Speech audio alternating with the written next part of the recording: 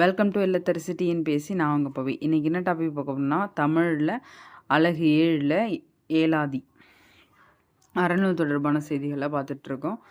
பாடல் வரி பார்த்துட்டு அதுக்கப்புறம் பார்க்கலாம்.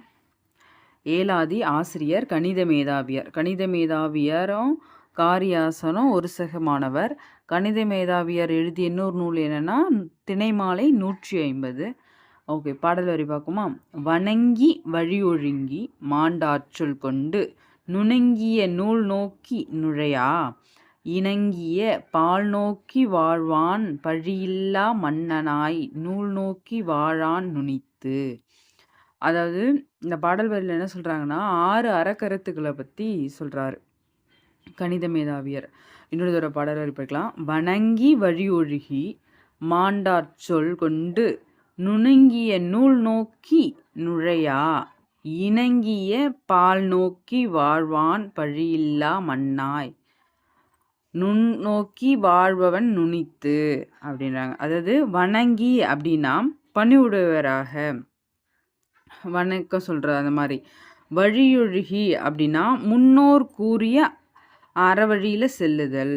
மாண்டார் சொல் கொண்டு அப்படின்னா சான்றோர் சொல் வழியில் நடத்தல். நுணங்கிய நூல் நோக்கி அப்படின்னா நுண்ணறிவு உள்ள நூல்களை அறிந்து படித்தல். நுழையா இணங்கிய பால் நோக்கி வாழ்வான் அப்படின்னா மேலே இருக்க கருத்துக்கள்லாம் போல் வாழ்ந்து காட்டுவதே யாரு? பழியில்லா மன்னனாய் நூல் நோக்கி வாழ்வான் நுனித்து. அதாவது மேலே இருக்கிற கருத்துகள் படி பழியில்லா ஒரு மன்னன் வாழ்ந்து காட்டுவதே என்னது? சிறந்த அறப்பண்பு அப்படிங்கிற மாதிரி தான் இங்கே சொல்ல வராங்க. பொருள் படிச்சிருவோமா? பிறருக்கு பணிந்தும் நல்வழியில் நடந்தும் மாண்புடையார் சான்றோர் அறிவுரைகளை பின்பற்றியும் நுண்ணறிவு நூல்களை ஆராய்ந்தும் அவை நாவில் வண்ணம் வாழும் பழியில்லா மன்னன் நூலுக்கெல்லாம் போற்றும்படி வாழ்வான். அதாவது ஒரு பழியில்லா மன்னன் எப்படி வாழ்வானாம்? புலவர் போற்றும் வண்ணம் வாழ்வாராம். அதுதான் சொல்ல வராங்க இங்கே. பாடல் வரி இன்னொரு தடவை படிப்போம். அப்போ தான் இந்த லைன் கேட்டிருக்காங்க, அதனால தான் திருப்ப சொல்கிறேன். வணங்கி வழியொழுகி மாண்டாற்றல் கொண்டு நுணங்கிய நோக்கி நூல் நோக்கி நுழையா இணங்கிய பால் நோக்கி வாழ்வான் பழியில்லா மன்னனாய் நூல் நோக்கி வாழ்வான் நுனித்து. அதாவது என்னது? பணி உடையவராய் இருந்து முன்னோர்கள் சான்றோர்கள் சொல்வழி நடந்து நுண்ணறிவுகள் நூலெல்லாம் படித்து இந்த கருத்துகள் படியே தான் வாழ்நாள் ஃபுல்லுமே பழியில்லா ஒரு மன்னனாக இருக்க வேணும். அப்போ தான் புலவர்கள் போற்றுவாங்க அப்படின்ற மாதிரி சொல்கிறாங்க. சொற்பொருள் பார்ப்போம். வணங்கி அப்படின்னா பணிந்து, மாண்டார் மாண்புடைய சான்றோர், நுணங்கிய நூல் நுண்ணறிவு நூல்கள், நோக்கி ஆராய்ந்து. இலக்கண குறிப்பு: நூல் நோக்கி 2ஆம் வேற்றுமை தொகை, பழியில்லா மன்னன், ஈறுகட்ட எதிர்மறை பெயரச்சம்.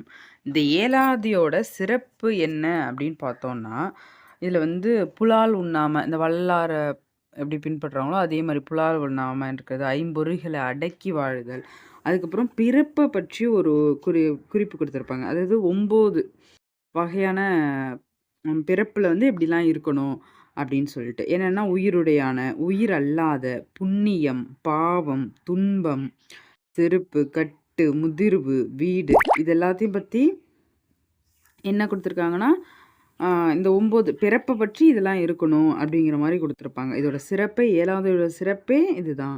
அதுக்கப்புறம் ஆசிரியர் குறிப்பு பார்த்துருவோம். ஏலாதியை இயற்றியவர் கணித மேதாவியார். இவருக்கு கணித மேதையர் என்னும் மற்றொரு பெயரும் உண்டு.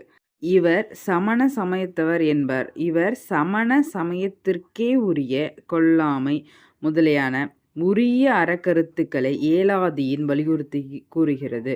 இவர் காலம் கிபி 5ஆம் நூற்றாண்டு. இவர் திணைமாலை 150 எனும் நூலையும் இயற்றியுள்ளார். நூல் குறிப்பு: 11 கீழ்கணக்கு நூல்களில் ஏலாதியும் ஒன்று. 11 கீழ்கணக்கு நூலில் ஏலாதியும் ஒன்று. மருந்து பொருளாக சேரக்கூடிய நூல் என்னென்ன? ஏலாதி, திருகடுகம், சிறுபஞ்சமூலம். வேரின் அடிப்படையாக கொண்ட நூல் எதுன்னு கேட்டாங்கன்னா சிறுபஞ்சம். இதில் முன்னாடி ஒன்று சொல்ல மாட்டேன். ஏலாதிய ஏலம் அப்படின்னா ஆதி, புதிய. ஆதி அப்படின்னா முதல் அப்படின்னு அர்த்தம். ஏலம் கூட்டல் ஆதி, ஏலாதியை பிரித்தா. அது நோட் பண்ணிக்கோங்க. இந்நூல் சிறப்பாயிரம் தற்சிறப்பாயிரம் உட்பட 81 வெண்பாக்கள் கொண்டது. அதாவது சிறப்பு பாயிரம், கடவுள் வாழ்த்து மாதிரி சிறப்பு பாயிரமும் தற்சிறப்பாயிரமும் சேர்த்து எத்தனை பாடலாம்? மொத்தம் 81 பாடல். நாலடிகளின் 6 அருக்கருத்துக்களும் இந்நூல் நாவுகிறது. இந்நூல் தமிழருக்கும் அருமருந்து போன்றது.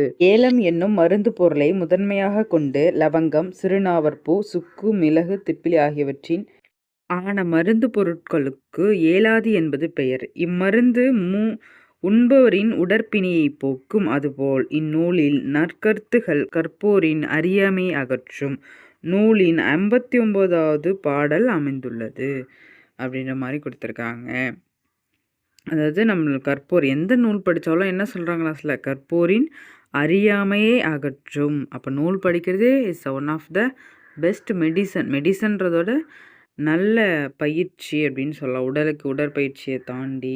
மறக்காமல் சேனலை சப்ஸ்கிரைப் பண்ணி வச்சுக்கோங்க. பக்கத்தில் இருக்க பெல் பட்டனை கிளிக் பண்ணிக்கோங்க. அப்போ தான் நான் போடுற வீடியோ உடனே நோட்டிஃபிகேஷன் வரும். தேங்க்யூ ஃபார் வாட்சிங்.